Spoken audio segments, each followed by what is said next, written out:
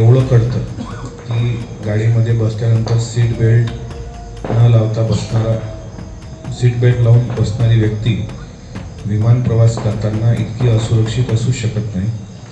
त्यामुळे मला निश्चित विश्वास आहे की हा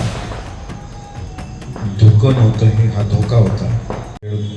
गुरुवारी भेटला तर मी स्वतः जाणार आणि या संदर्भातलं जे काही सत्य असेल ते जनतेसमोर आलं पाहिजे. कारण मला एवढं कळतं की गाडीमध्ये बसल्यानंतर सीट बेल्ट न लावता बसणारा सीट बेल्ट लावून बसणारी व्यक्ती विमान प्रवास करताना इतकी असुरक्षित असू शकत नाही.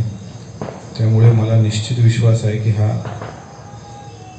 धोकं नव्हतं, हा धोका होता. आणि अजितदादांचा हा 100% घात झालेला आहे. त्याकरता मी हा लढा जिवंत आहे तोपर्यंत देणार. माझी मनस्थिती जाग्यावर आल्यानंतर मी परिवारातल्या सर्व लोकांना बसवून समजून सांगणार की उरलेलं जे माझं वैयक्तिक आयुष्य आहे ते अजितदादांच्या पायी, अजितदादांच्या नंतर त्यांचा जो परिवार आहे त्यांच्या निष्ठेपायी मी समर्पित करण्याचा निर्णय घेणार आहे. लवकरच मी माझी भूमिका मे महिन्यात जाहीर पुढची करणार. कारण तुम्ही बसलेल्यापैकी कदाचित कोणाचं किती नुकसान झालं हे मला माहीत नाही. माझं मात्र कधी न भरून निघणारं नुकसान झालेलं आहे.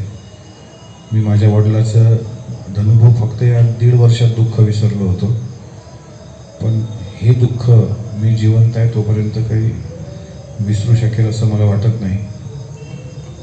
मी असलो आणि नसलो तरी आरोग्यनगरवासियांनी अजितदादांचे उपकार कधी विसरू नये एवढी विनंती मी